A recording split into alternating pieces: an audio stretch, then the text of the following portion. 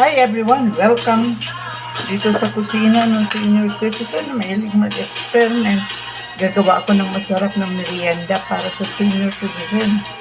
Ito ay oatmeal. So, mag-prepare ako. Good for two.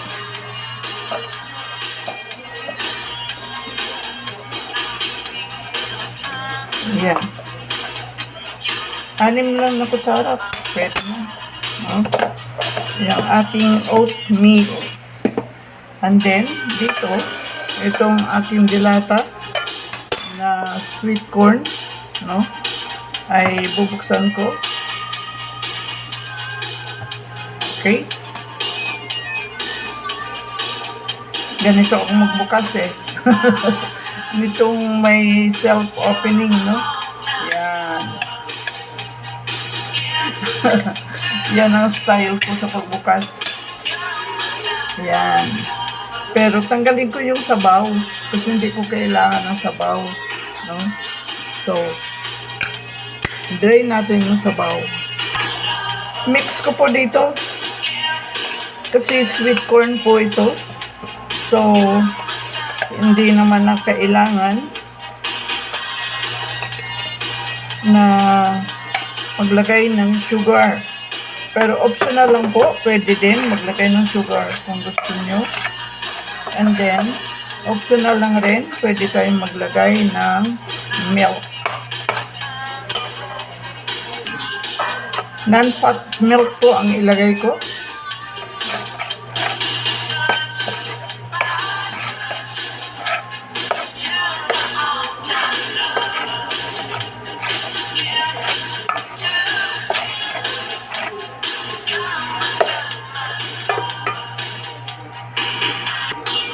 Ayan, sinabi kong optional ang sugar, no? Pero maglagay ako 1 kutsara lang para naman may konting lasa.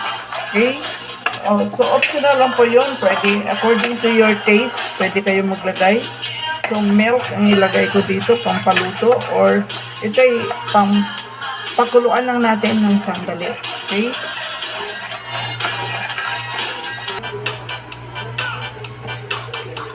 Ayan. Kumukulo na. Wow. Ang sarap nito, promise.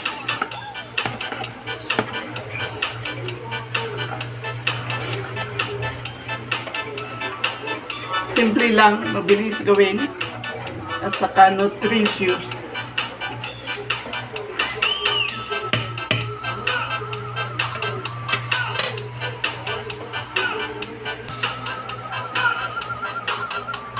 Serve na natin. Pag kumakain kayo nito, mapatsatsa kayo.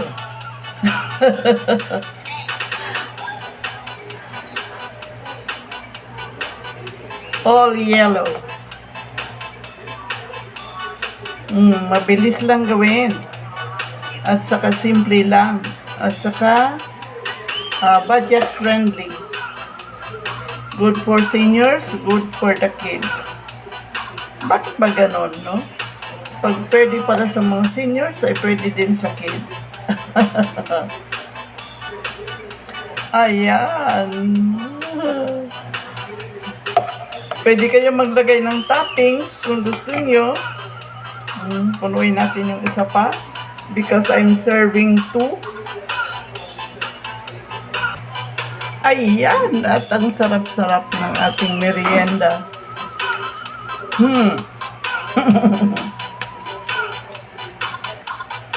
Katapat nito ay isang basong tubig din. O buko juice, no? Or pwede rin, sabaw ng buko yun. Juice. Yan.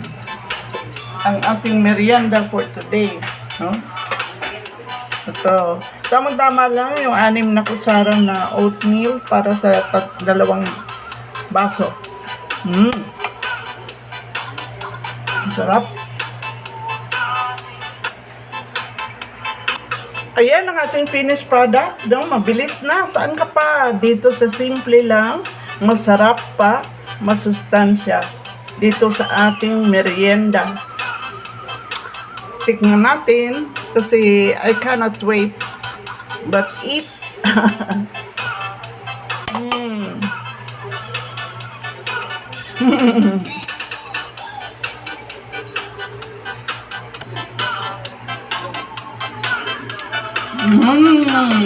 Sarap.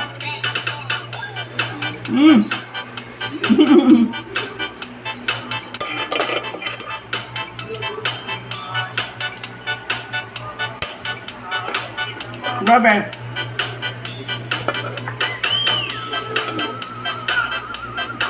Kain tayo.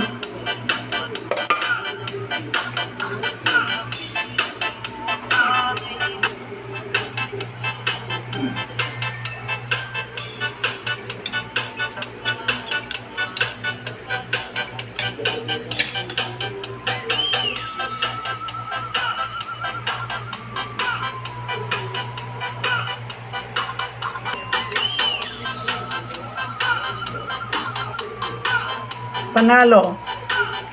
Thank you for watching my vlog. Bye-bye. God bless us all.